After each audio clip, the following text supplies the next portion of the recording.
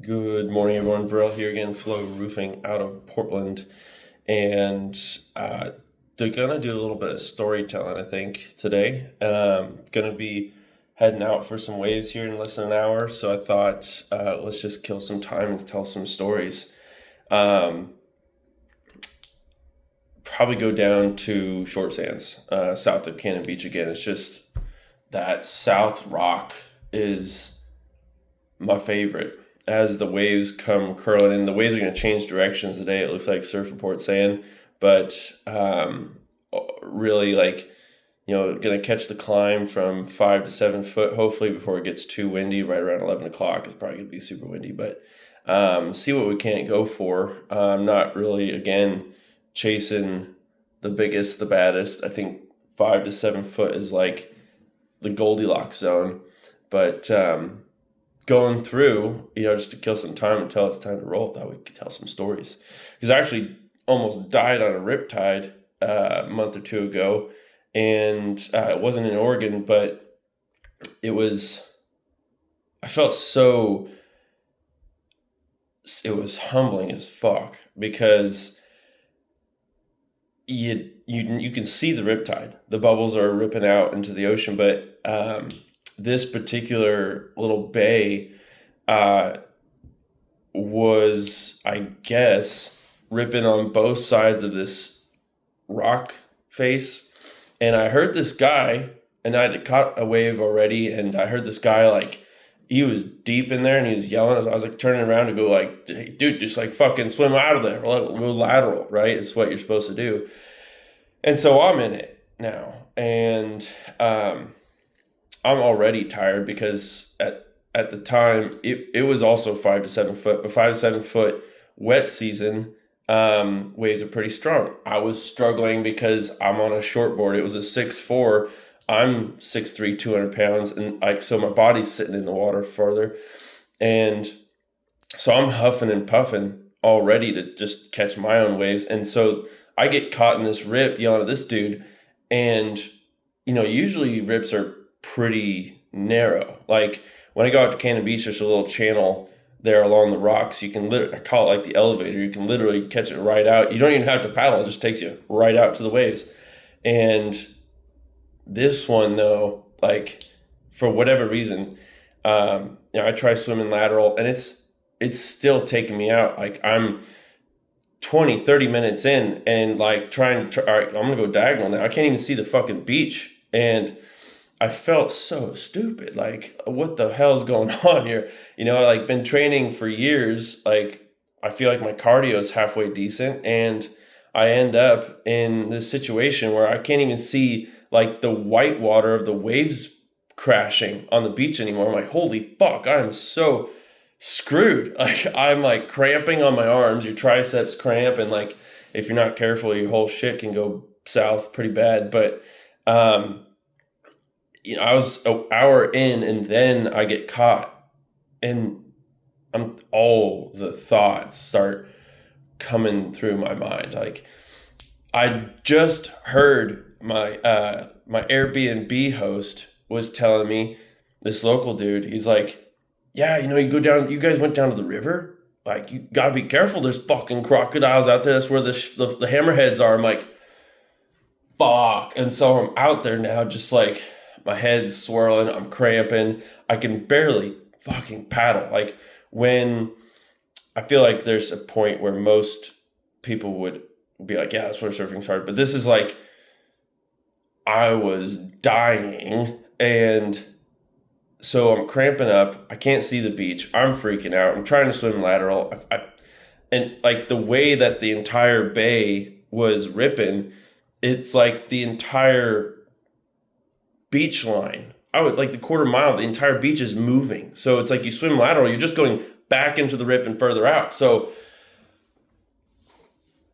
all the thoughts of well, I'm not going to get passed down the bloodline. I'm shark food. I'm gonna get I'm gonna get bitten. I'm not gonna give up though. There's something that was pushing me along to continue to try and paddle through it. And I'm thinking like, like what my coach say, he'd be fucking yelling like, get your ass going. Like, this is not how it happens. Like all these different things. Like it was the realest. I mean, it's like if you were free climbing, not nearly as dangerous, obviously, but it felt like I could have been freaking out on the edge of a rock surface without a rope. Like if I don't hold it together, I could lose it.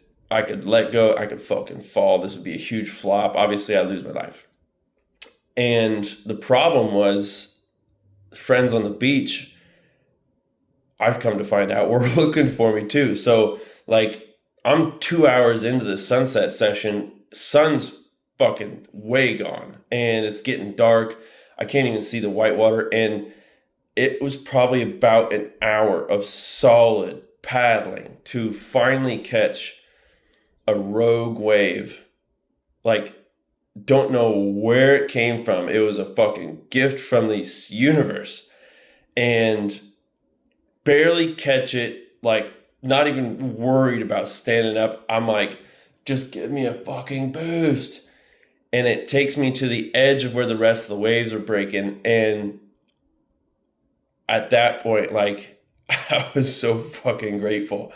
And so, like, that night also comes a huge lightning storm, and it's crashing everywhere. And I just really got to begin into thinking how, like, I wouldn't even be having this conversation. I wouldn't have done any of these recordings. I feel like that moment was the reason why I want to start click and record, because I was just like, fucking life is too short. Like, it was so gnarly that I really got to thinking.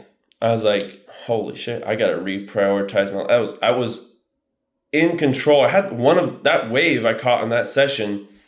It was my best shortboard wave of my life. I was like, I got my cutbacks in. I was like, what the? And that's why I was so gung-ho to go back out after that one wave. I was like, holy shit. And the adrenaline wears off, and then you find out, like, oh fuck, like, you're not nearly as prepared as you thought you were. So again, I'm a longboard guy. Like, my body out of the water, I can plane better, I can paddle faster, I can catch more waves. Like, I'm just not a shortboarder, but I see the appeal. Like, I caught that wave, I was like, I get it. Like, that was so fun. Like, just the amount of maneuvers, and it is a different level of flow that I continue. I'll take the 6.4 today, but we'll also take the 8.6 just to be safe. So I like just having fun. Really, I'm not out there to, like, show off. I'm not trying to necessarily do anything but be in the moment, truly flow. And anyway, I'm super glad to be here, talk to you guys about that. Don't get caught in the rips. If you're smart and small, you can see the bubbles, you follow the rip, take the rip out, you get out of it real quick, you start surfing, right? So like, my dad would be like, oh, you're such a Barney. Yeah, I am. I get it. It's cool. Fuck it. Like, but I'm here and I'm alive. So I thought we'd just keep the stories flowing. So the Riptide event is a lot of the reason why I'm starting to click record, because, I had this egotistical number in mind that, like, I wanted to hit a certain benchmark to add credibility behind what I'm telling you guys, because I thought,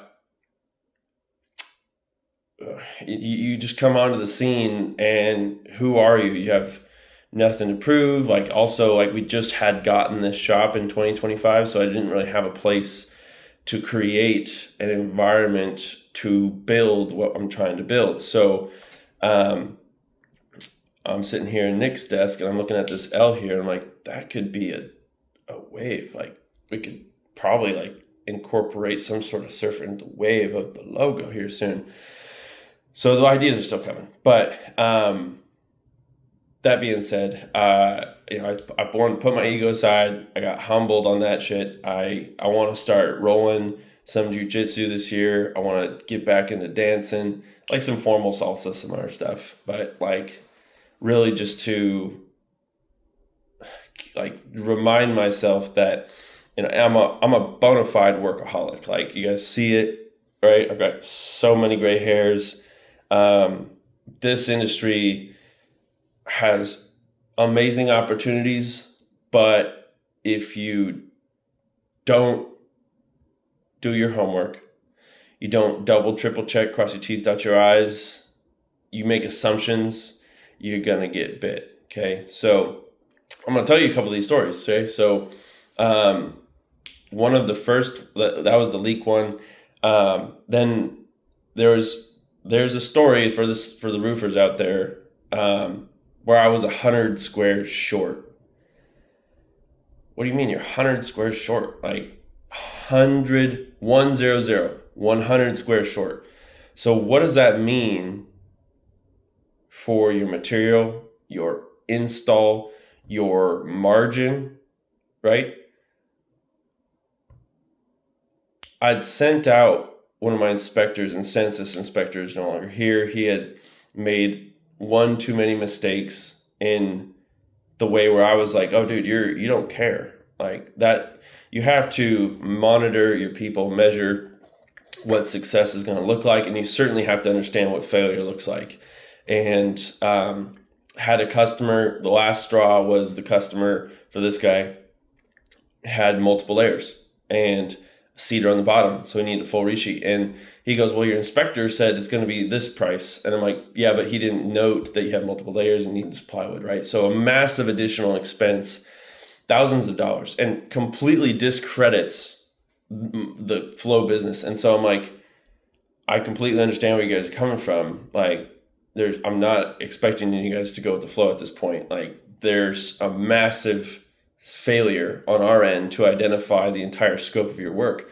And so no wonder why flow was $5,000+ cheaper than all of their other credible quotes. So this was years ago, and I'm like, I had to talk to the guy and, hey, Mr. Inspector, like I can tell you're not. And so for me too is a little more frustrating because, I had done all this work to get up to this point. And this guy was great. He goes to church. He was part of the community. He was a nice individual, comes from a good background in roofing. And this is after the 100 square issue. And then he made this mistake. And the 100 squares is completely on me, by the way. And I'd even take the blame for not identifying the triple layer. So, but I'm asking him like, hey, what's going on here? You walk to the customer, and the customer said, hey, you didn't identify all these different details on your project, right? No one wants to work with someone who can't pay attention to those type of details. And before that too, I had created this inspection sheet that I thought was bulletproof in the way that we're always leading our clients through the worst case scenarios, so there's no surprises. Part of going with the flow is the confidence that we've been around the block so much, especially with what you see here in Northeast, Southeast Portland. We have the blessing of working on custom homes, all custom buildings of any age, that have through the decades, through the century, have had untrained, DIY, unskilled, lack of craftsmanship approaches to standard square buildings, should be square buildings.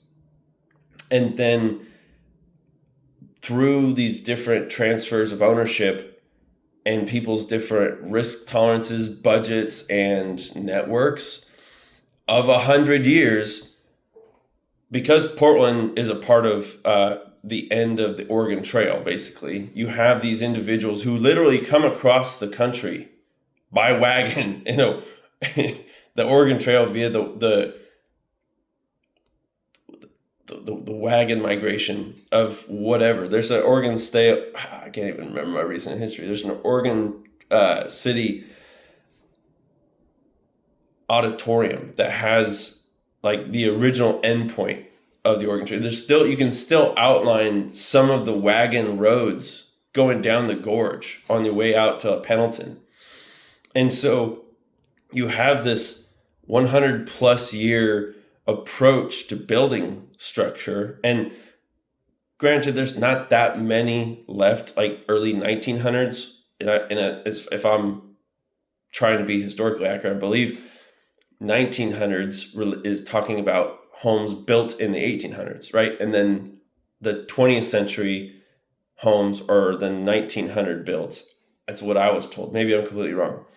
But these 1900 homes, they're not around very much. And I would say, though, that the reason why they're still standing is because generally those have been built well with great materials, true 2" by 4" 2 by 4 and or more, with good, like, solid coats of all the different things. So as we're working through the Northeast, Southeast territory, we're up against the other side of the build, which is the remodel in some cases. And so in the 20th century homes, these homes built between 1900 and 1960, I'll say, maybe even 1980, generally 1980 is like this cutoff where we start to see, okay, like builders are going a little more standardized, right? And like they have hopefully have better crews, and they have working with these crews for a long time, so they get the more consistent builds, which means they're not going to be as variable in all the different approaches. The additions of those 1900s homes and the transitions of those additions and what that does for the roofing. Anyway, dormer builds, right? Finished attics, build outs too. You see a lot in the Cape Cod styles here in Portland. The approaches of the repairs are so variable. Here's an example. When we're tearing off 3, 4, 5 layers of roofing, you're peeling back time, literally 20, 30 years per layer. Okay. So when we get back down to the cedar of the original 1920s, 1930s, 1940s build house, we're peeling back time, and you're seeing the different approaches of the roof. We're going to have to eventually, I think Miguel has a 3-layer full resheet coming up. He likes to go 1 layer at a time when he peels off. So we can maybe take a look at documenting the different layers as he's taking them down. We have to deal with those variable approaches. Anyway, the point of this particular story was we got Oregon Trail, different approaches at the time. We were talking about the 100 squares. The inspector missed his layers, basically. That was the last straw. I was like, dude, you have one job, and I've trained you to look at these worst case scenarios. And he'd done well up to that point. And I was like, well, what happened? You stopped caring. And so he tells me, he's like, I'm not sure I want to stay in this industry. Well, I'm like, you don't have to stop doing your job, because now I don't want to keep you. I don't trust you. The customers don't trust you. Like, how can I refer you to another company as like a quality individual if you don't care, right? So having that conversation, I had to let him go. I was like, dude, this is too much. I can't overlook it. Like this is the straw that broke the camel's back. I gave you 2 shots. Like, you can't do 3 strikes. You're out. So, when every nail matters, and when you have that customer in your ear about what the fuck, and you're also like, I agree, like, what the fuck, you have no grounds to stand on with the fact that your company can't do the basics of identifying the issues correctly. And so even then, from the beginning, I had created this inspection sheet that made it so easy to go in, talk about the first things I need to know from a production standpoint. Again, so when our inspectors go out, they're always collecting the information that production needs to know about to make a project flow. We start with worst case scenarios. How many layers, plywood, what's the access? So we can have those conversations up front. Those are the surprises that any residential building in Northeast, Southeast, and beyond needs to know about, so that way they can have confidence that their final bill is going to be the final bill. No one wants to pay extra money. That's already fucking expensive. So you uncover the layers. There's standard disposal labor rates for the additional layers and everything, which generally, again, if you're going back to 3, 4, 5 layer tear-offs, full resheets because the cedar's on top of the skip sheeting, you have to add the plywood. So you're uncovering those worst case scenarios, so the customer believes that you've done your research, right? Access being the next biggest one, which is, and then we'll get to the 100 squares. Because third parties for us are distributors. These dealers supply ABC, Beacon, Roofline, etc. They're going through and they're loading the roof. That's part of the relationship. We order through you. We have a great relationship, so we know that we can score based off the roofs we've done previously to say this one is likely going to be a load. We're going to get a successful roof load. In Portland, Northeast, Southeast, that's a win because there's so many wires and trees up above. We have to have that conversation, and crews want to know it too. Nothing will bash a crew's spirit then, it's already going to be 90 plus degrees in the summer. And then the distributor says, oh yeah, we're not going to be able to load the roof. That kills the morale, right? Then having to hand load. So we've got a solution coming up for our guys on that front. We're going to invest in the lativator here soon just for that. But that's going to just change the fee from a hand haul to a lativator load. Right, and crews are going to love that because hopefully here soon at Flow Roofing, you're no longer going to have to do a hand load. I would love that. Our crews are the only reason why we're here today. They're the superheroes of this industry, and so we actually have to, for a couple of these crews, we have to have a conversation because when it gets to be too hot, they're like, no, just bring us more water. I'm like, no, you guys don't understand. OSHA will fuck us up if we don't get off the roof at a certain temp. So to those guys, they're so inspiring. Like when I talk about pulling your weight in the company, so like the culture around for the people that we have in the business right now, the men and women here, a lot of family people, like they have not necessarily competed on a national level athletically, let alone business, which is like a parallel to athletics, team sports at least. But and you can extrapolate, I guess, solo sports like golf or something. But we look to the team, and when we're having our meetings, we'll have the biggest meeting. We'll record a little bit of it tomorrow, or Monday, tomorrow. That you have to be able to pull your weight, right? And so when we look to, okay, how's the team performing when we're reviewing performance, and granted, we're a family-owned deal. Like I'm not measuring massive unachievable KPIs, but like just in someone's day-to-day body language, how do they carry themselves through the office? Because if someone's not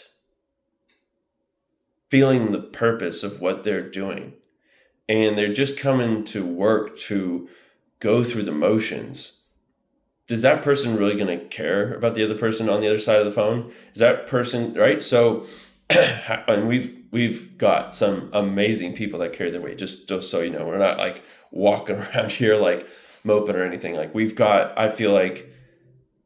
I think that's where our Flow's edge is, that we've developed this underdog mentality that we know we're not the leaders. And I'll tell you right now, we never want to be the leaders. We want to be the 2 or 3 spot pursuing perfection. We don't want to call ourselves the perfectionist roofing company, but we're always in pursuit of improvement because that's where the growth is. And that's where the opportunity lies for all of us as a team. Because what we're going to do is we're going to educate our clients better. We're going to educate our clients because we don't want to assume that we've covered all the bases. We want to make sure that we've gone through all the worst case scenarios and some, because we don't want to make the assumption that the other companies are going to talk about what we're going to talk about. We want to, and our competitors are great firms, but now we're realizing that more and more of them are becoming this private equity, data-driven sales organization that everyone sarcastically loves around Oregon. Well, you should be able to vet those companies just by the conversations you're having, okay? If they're not certain on how to identify where the truss is and the roof's torn off without removing the plywood, if they're not certain about the ventilation plan down to the inch, right, or are willing to get into the attic space or have an ability to create solutions for problems that arise, or don't have the capacity if they can't walk you through the production process, the good, the bad, and the ugly, then in their so anyway, you guys can decide. I'm not going to beat that horse anymore. So I had to let the guy go, and I told him, like, how do I give a reference for you to another person who calls in about your employment? This is the conversation. I was like, when I found out you stopped caring to the point where you didn't do your job to find the basics, the worst case scenarios, right? The access, the plywood, the layers, right? Those are the things that change the price of the project because there's additional labor and materials involved. Time, the distributors want to know this stuff as well, like to look like the professionals, because pros is in the name. Then why did we miss this stuff? Anyway, and I made this is the reason why we're talking about the 100 squares, because the same inspector went out to commercial property. And this is where I learned, okay, strictly differentiating commercial and residential. No longer, and this was again years ago, to mix a residential steep slope inspector and to expect him to know anything or everything about commercial roofing this is the point where I'd made this lesson hit pretty hard, right? Anyone who knows in the commercial space for flat roof, 100 squares of material and labor in a particular project like this could be $40,000 to $80,000 additional material and labor, right? So this was a full tear off. We weren't doing some layover, okay? So already there's crane time involved. Already there's disposal. I think we did 25 or 30 dumpster loads, okay? Wasn't a small project. It ended up being 304 squares, exactly, with parapets. And I was, okay, what are we going to do here? We're 100 squares short. So you have to know your numbers, first off. These are the lessons, in business. And if you don't know your numbers, then you don't know what margins are going to be. You don't know if you're going to make any money. You need to have a margin in your project if you want to keep the lights on, okay? And so I'm doing the numbers and I'm like, holy fuck, there's still enough meat on the bone to do it. Plus the level of that client, to have that letter of recommendation from that client. I would break even for that client because their profile, their client profile, their portfolio, their investment strategy, I needed to be a part of their world because I understood what their standards were. I wanted those standards to be a part of our portfolio so that we could educate other clients about our approach, right? And they weren't, again, back to the original inspector, they're not unreasonable standards. They're just making sure that you've covered your bases, okay?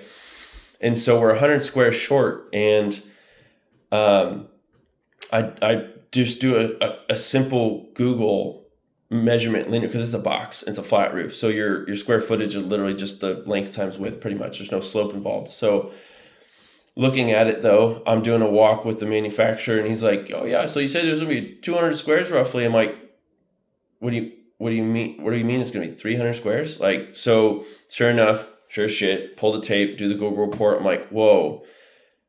Granted, like, this was the assumption that my roof report was accurate. Okay. It wasn't that, and this was up to the point, like, well, cool. All of our reports are accurate. We're flowing. We had one or two that was like 2 or 3 squares short. I'll cover $200 or $300 worth of materials. Not a big issue. Okay. Labor as well. The report said 200 some odd squares. And up to that point, I was like, cool. Everything was good. We're having our conversations. I'm talking to their lawyer. We're having a great time with preparing for this project. And then doing the walk with the manufacturer to make sure everything's going to be good so I can get our warranties for them all lined up. That's where I found out. And your heart sinks into your gut. You feel sick. You're like, oh, fuck. It's like no longer. And like in the commercial space, this is where companies can flop, right? And like this is my own, it must have been a $60,000 mistake. This is my own doing, right? I had not created the systems and processes. Now we have redundancy in projects over 50 squares where we order additional reports. What's an extra $50 report for a $50,000+ roof, right? You order the fucking backup plan so you can say, well, yeah, this one says that. And so then you also send out for hand measurements too. So at a certain level, like these are where the systems and processes come from. And so like for me, I only had at that time two consultations with my mentors at the time. And those were around, they were commercial focused, right? But they weren't necessarily around like the 1, 2, 3s, the A, B, C's, the do, re, mi's of commercial. So since then I've like, again, now we're to the point where there's years of, refinement to ensure that we don't have those mistakes again. Like keep in mind, like I'm coming from selling $5 slices of pizza 7 years ago. And I'm like, whoa, what do you mean 6-figure project? I'm a 30+% short. Like I'm not a calculus major, but I can understand what 30% means, right? Does 30% mean that there's even going to be anything left for us to operate, right, at a good level? So we ended up doing the project. We pulled the trigger. I talked to distributors. They helped out with the material package. I talked to the installers and said, this is what we need to do. You bring them a 300 square project and they understand, okay, it's not a 30 square single family. It's like 10 roofs in one at that point. Like people in all aspects of roofing, they pursue bigger projects just because it's simpler process. You get one safety plan, you get one work order, you get one material package, you get one delivery, you get a couple different disposals. You know, it's the conversations with commercial peoples as well are much more refined. I love our residential clients, our residential division, and everything that we do, repair, maintain, replace on residential side is tremendous. I mean, that's where we come from, is steep slope. So in the transition and all the different trainings, the manufacturer certifications of the commercial side over the last now 4 years have been transformational. So that particular project, 5-star review, actually hired us for some targeted tenant improvements on some mini splits and some skylight stuff after the install. Oh, so the other part of that story. So we'd done all this preparation, right? And for this way, I wanted to give them the prime month of the year. I thought, let's go for July just to be safe. That way we can finish up before the end of summer. We don't have to worry about anything else, right? The prime month of the year. And so like this conversation was probably in spring. We start having all these different conversations. We're getting materials ready to go. Everything happens. It's flowing. We come up with a safety plan. We're having our pre-site walks. We're meeting with everyone on site to prepare them. So this building also had about, I'll say probably about $100 million worth of equipment on the inside. They're fabricating titanium, cobalt, hips and knees for the medical industry.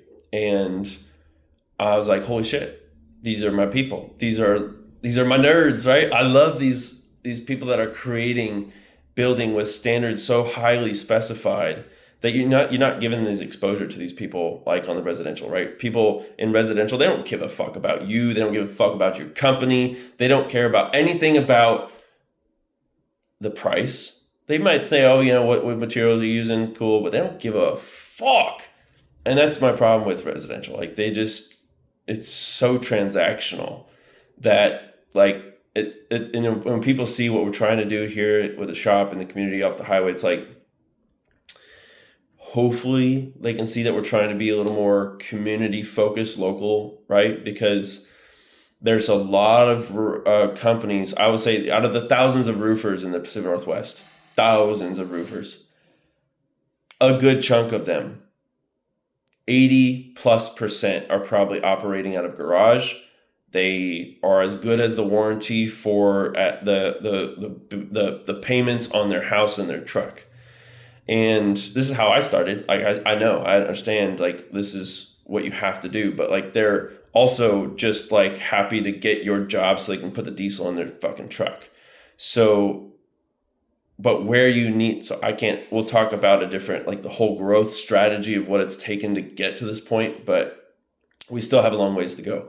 Anyway, telling you all these different stories. We get to the production. It takes months on this 100 squares. I wanted to time it. I was like, hey, April's obviously rainy, May's obviously. I want to give you guys the top 1 or 2 months of the summer, because this was like at the time our biggest portfolio level project. And later that year, even something else came through that was even more amazing. And I'd taken a lot of this experience over to that project, but we're flowing, materials are lined up, everything's good. We've done our multiple pre-site walks, manufacturer walks with the maintenance guy, facility guy. We prepared all the different staff, and everyone's flowing. We had security clearances. We had all of our staging, our phasing ready to go. We were going to break the roof up into sections because of how much precipitation it had. We'd gone through earlier that year. I was like, let's just play this one triple D safe, okay? Brought on 4 extra guys on the crew to make sure it was flowing properly. And we get to the project, and it wasn't raining at all, right? There was dew on the roof. And the crew had brought out their cutter. And a roof cutter, basically, it sounds like a lawnmower, but the blade's vertical, and it spins to cut into the roof at a depth that you set. So you do your core sample so you're not cutting into the decking, so that way you can cut up the roof into a grid that you can then tear off easier, so then you can throw it into the dumpster. And so we had the chute involved too to increase safety and to make it smoother. Anyway, first issue was they didn't cut it small enough to fit in the chute, so then we had to break up the pieces again. It's like twice as much work. It's like, might as well have cut it into a 24 to 32 inch lane, so that way when you tore it off, it just shot down the chute. So we call it shoot the shit. And so they didn't catch on to that detail. But the first cut of the day, maintenance guy calls me up. He like, keep in mind, I'm like, all right, everyone, like we're doing our pre-sites, we're doing our walks, we're walking through production, everything. I'm like talking to the crew. Keep in mind, everything in the building, $100 million worth of equipment. Maintenance guy calls me up first day. He goes, hey, we got an issue. There's a leak on the inside. I'm like, what the fuck? It's not even raining. Okay. Like, what's going on here? So walk down there, and sure as shit, like there's a drip right there. And it was thankfully over the office. Right. And so like, knock on something wood, we've only had issues on the tear off of a roof that's created things that we've had to go and then fix. We've had to let a couple crews go over the years, but this crew, they knew what was going on. At that point, there was also an HVAC condensation line that was dripping. So we put our drip pans in and everything, and they jumped the gun. I was like, you guys, let's slow us down. 3 fucking months of preparation on that project. The first day, the first hour of the first day, all credibility gone. All trust down the drain. All self-confidence in the preparation that we'd done to make this like a 6-star experience for the client. And the dew got through their old torch system, dripped through the OSB decking, and I think it was like a stain on the ceiling tile or something. I was like, yeah, I mean, still it is what it is. Like, we got to make it right. So that was such a heartbreaker, right? But, then we go through, we finish the project. Like, we had some crumbs falling through. I was literally in the facility, like vacuuming all the dust and everything with one of our project managers, just to make sure the client said, like, hey, like, just make sure we get back on track, right? Like, they understand shit happens, it's construction, but they weren't expecting, the noise level that they were. Granted, like, it's a fabrication shop, like they're machining metal, but like it was louder than they had anticipated. So they had that comment to say as well, which I can't do anything about on a mechanically fastened system. But the crumbs through, like, we ended up tarping their finished details on the inside of the building. It's like, hey, I want to, by the time we were over to that corner of the building, keep in mind, like 10 roofs in one, we have some time. It was a 2-week project. It's like, hey, I want to go over and make sure that your finished product line is completely dust free, right? Keep in mind, these are medical grade products, right? I don't want their clients to say, well, you're not passing quality control inspection because there's a speck of dust on our goddamn medical grade titanium part that's supposed to go inside someone's body. So Flo's not going to be responsible for that shit. So we tarp out all their stuff. It was perfect because there was a little dust that came through, and we saved it. But going through and vacuuming around all the equipment and everything, that was a beautiful project in the way that, like, it wasn't necessarily the problems that had happened, it was how we responded that they were so grateful for. And the relationship got better after that because of the way that we approached the rest of everything was just like to the nines, communication out the a-hole, like, just, hey, everything cool, you guys, like, hey, before we go, like, all's well, right? Like, do you want us to take a look at anything before we go?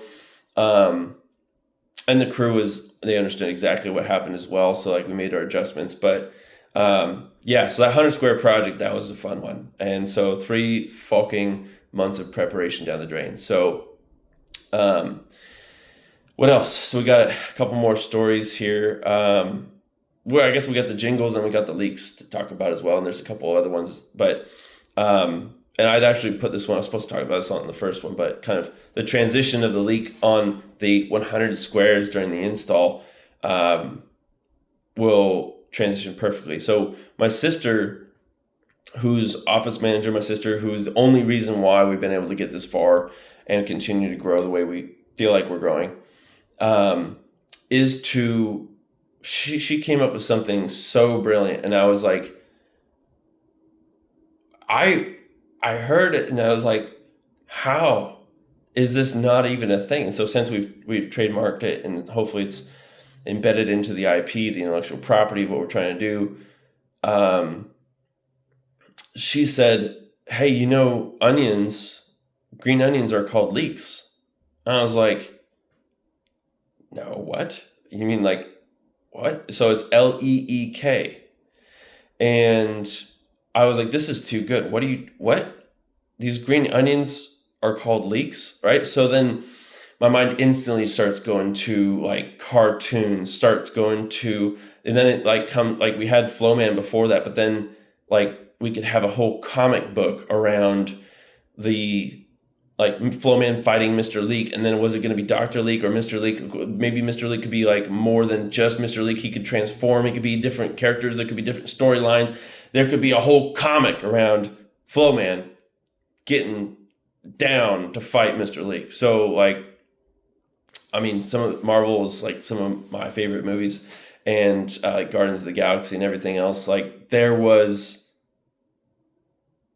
a point and that's I spent like a couple whole nights like just, and at the time like there's a couple dream labs with like AI, which since I'll tell you the reason why we've had to pivot from, but like I was going in on like just AI creating these cartoon scenes that I could never figure out, and I still haven't, but I can hire someone obviously to help, but to transition the scene, the frame into a flowing movie and to create the episodes where people would actually be able to watch a storyline unfold. But we'll talk about Flowman and Mr. Leak. Anyway, Mr. Leak.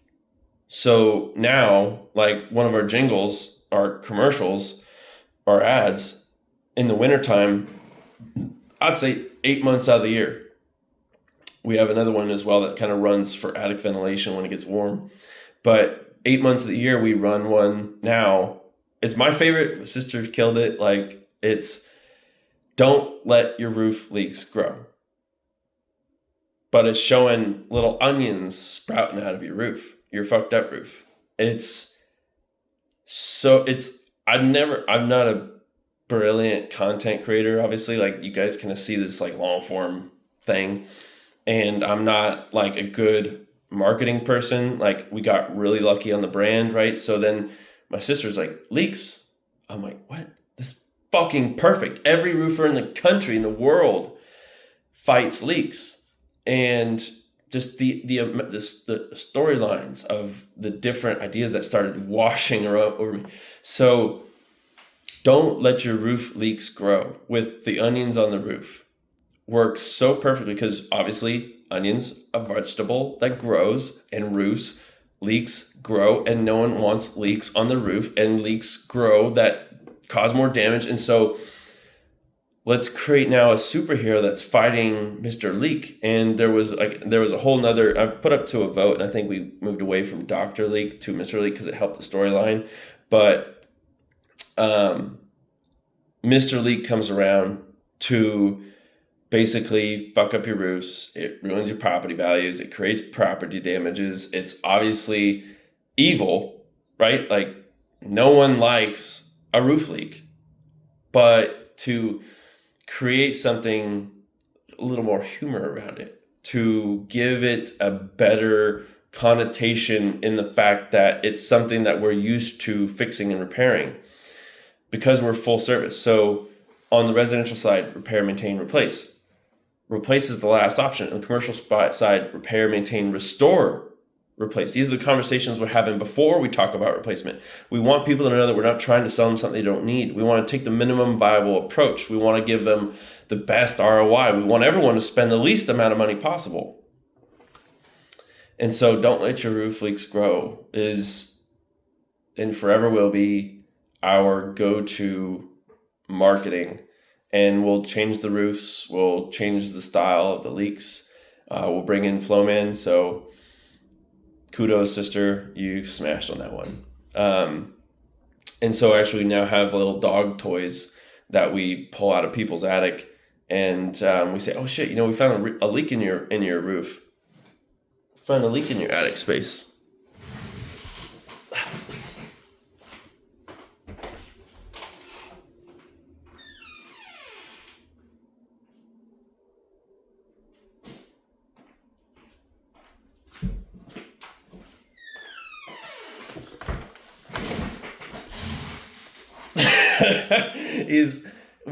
It took him like 8 weeks to get here, and we wanted him to have like arms that would actually like be out of it, and we didn't want to give him a nice face. You don't want a leak to be cute. You don't like this guy, right?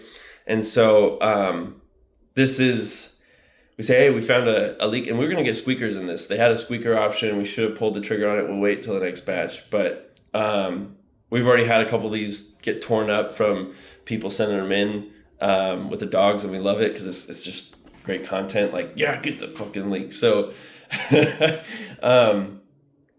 don't let your roof leaks grow is probably going to be our end all be all winter time marketing strategy. And it's so like, I don't understand why no one else had it taken already in the industry. Like, it's just so obvious that it just seems stupid, really. Like, but it's amazing. So, Mr. Leak. So Flowman comes through and fucks up Mr. Leak. And what else? Oh, so the jingles. So,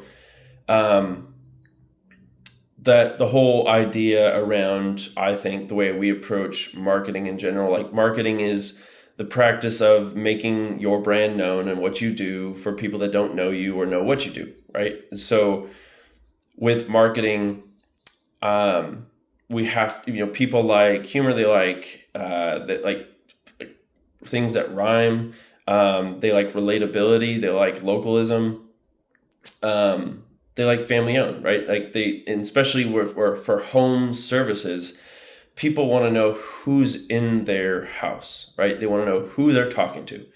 And so how can we create jingles that breathe familiarity? How can we create a familiarity with brands that I thought kind of came in hot and heavy into the market relatively quickly?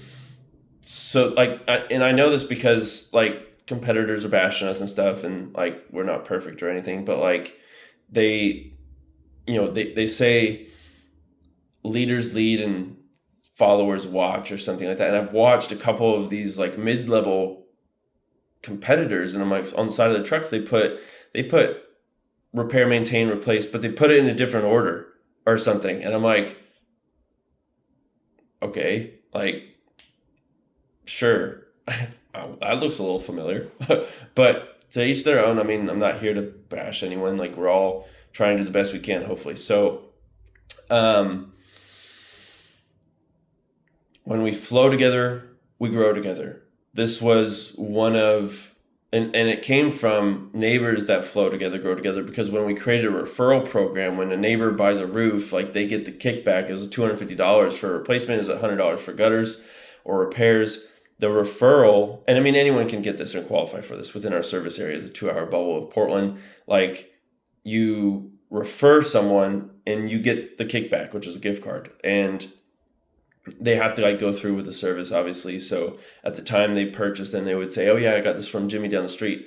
And, for me too, I'm not a homeowner yet, but I look at I fucking missed the pandemic low percentage rates. I look at that and I look back to that. I'm like, whoa, what a miss. Talk about missed opportunities. I was like, damn. Anyway, I blame my parents because, they're realtors too. They could have easily pushed me into something like that. Even if it was something that was a stretch for me at the time, it would have been a great long-term strategy, right? So I look at my friends and family that have done that outside of my network, the friends that have that stuff. And I'm like, you guys scored, right? You got a free house almost, right? Because they're just locked into such a low rate. Who knows if we'll ever see anything like that again in our lifetime, but no regrets here. Okay. Move forward, flowing. Neighbors that flow together, grow together came when I was doing the initial inspections at the first, it was 2021, I did 50 roofs, right? Going out of the pandemic, rebranded everything. 2022, we hit 100. And, at that 100 mark, I was shocked at how many people, and then I brought in Nick and he did 250, but even through all that, I was really kind of low-key upset that neighbors, and this is when I was wow, you don't know your neighbor, you talk to your neighbor, you're in a neighborhood, you're in the cul-de-sac, you're at the dead end or what, and this is what my issue is with social media, is that neighbors aren't neighbors. And so I was well, neighbors that flow together, grow together, there's a reason now they can talk to each other, and we can create this community where at that point, hopefully people are getting closer together because of flow. When we flow together, we grow together. So anyway, that's where that jingle came from. It's 8:30. It's time to split. Going to load up the board and get ready. We're going to pick it up on another video, talk about more jingles. I got another really key couple stories on surf clients, repairs, biggest to smallest. But we'll pick it up again later here soon. So until next time, ciao.